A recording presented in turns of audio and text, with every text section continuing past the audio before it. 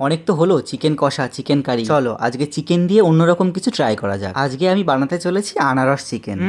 একদমই নাক সিটকেও না। আমার রেসিপি ফলো করে একবার বানিয়ে খাও, আনারস চিকেনের একদম প্রেমে পড়ে যাবে। তেমন কিছুই নয়, প্রথমে একটা আনারসে খোসা ছাড়িয়ে ছোট ছোট করে কেটে নাও। তার সঙ্গে রেগুলার চিকেনে যে মশলাগুলো তোমরা ইউজ করো, যেমন আদা, রসুন, লঙ্কা, টমেটো, পেঁয়াজ, সমস্ত কিছু একে একে কেটে রেডি করে নাও। এবার একে একে সমস্ত মশলাকে আমি শিলনোড়ায় বেটে নেব। তোমরা চাইলে এখানে মিক্সার গ্রাইন্ডারেও করতে পারো। ব্যাস, সবগুলো মশলা আমার বাটা কমপ্লিট। এবার ভালো করে চিকেনগুলোকে মেরিনেট করব। তার জন্য চিকেনের পিসগুলোকে একটা বোলের মধ্যে নিয়ে আনারস, পেঁয়াজ বাটা, আদা রসুন বাটা, লঙ্কা বাটা, নুন, হলুদ, পরিমাণ মতো সর্ষের তেল দিয়ে ভালো করে মাখতে হবে। যতটা ভালো করে হাত দিয়ে চটকে চটকে চিকেনটাকে ম্যারিনেট করতে পারবে, চিকেনটা খেতে তত বেশি টেস্টি হবে। ব্যাস, চিকেন ম্যারিনেট করা কমপ্লিট। এবার এটাকে 40 থেকে 45 মিনিটের জন্য রেস্টে রেখে দেবো, যাতে চিকেনের মধ্যে সমস্ত ফ্লেভারগুলো ভালো করে ঢুকে যায়। রান্নার বেশিরভাগ কাজ কিন্তু কমপ্লিট, কারণ ম্যারিনেট করার পর এই চিকেন রান্না করতে একদমই কম সময় লাগে। এবার একটা প্যান গরম করে তার মধ্যে দিয়ে দেবো সর্ষের তেল। এবার ওই তেলের মধ্যে একটা তেজপাতা, শুকনো লঙ্কা, গোটা জিরে আর গোটা গরম মশলা ফোড়নে দাও। এবার ওর মধ্যে অ্যাড করো কিছুটা কেটে রাখা পেঁয়াজ আর টমেটো। পেঁয়াজ যখন ফ্রাই হয়ে গোল্ডেন রঙের হয়ে যাবে, তখন তার মধ্যে একে একে দিয়ে দাও রেগুলার গুঁড়ো মশলা, জিরে গুঁড়ো, ধনে গুঁড়ো, কাশ্মীরি লঙ্কার গুঁড়ো, নুন, হলুদ আর সামান্য জল দিয়ে ভালো করে কষিয়ে নাও। যখন দেখবে মশলাগুলো থেকে তেল ছাড়তে শুরু করেছে, তখন দিয়ে দেবে সামান্য চিনি। এরপর ওই যে মেরিনেট করে রেখেছিলে চিকেনগুলো, সেগুলোকে ওর মধ্যে দিয়ে দাও। ব্যাস, এবার আর কি, ভালো করে চিকেনগুলোকে কষিয়ে। তবে হ্যাঁ, এটাকে কিন্তু নর্মাল চিকেনের মতো অনেকক্ষণ ধরে কষিও না, তাহলে চিকেনগুলো একদম গলে হাড় থেকে আলাদা হয়ে যাবে। ঢাকনা দিয়ে কভার করে মাত্র 10 মিনিটের জন্য কষাতে হবে। এবার ঢাকনা খুলে উপর থেকে চেরা কাঁচা লঙ্কা, ধনেপাতা কুচি এবং গরম মশলা দিয়ে নামিয়ে নাও। এটা কিন্তু এরকম কষা কষা খেতেই বেশি ভালো লাগে, তাই এর মধ্যে কোনো রকম জল ইউজ করো না।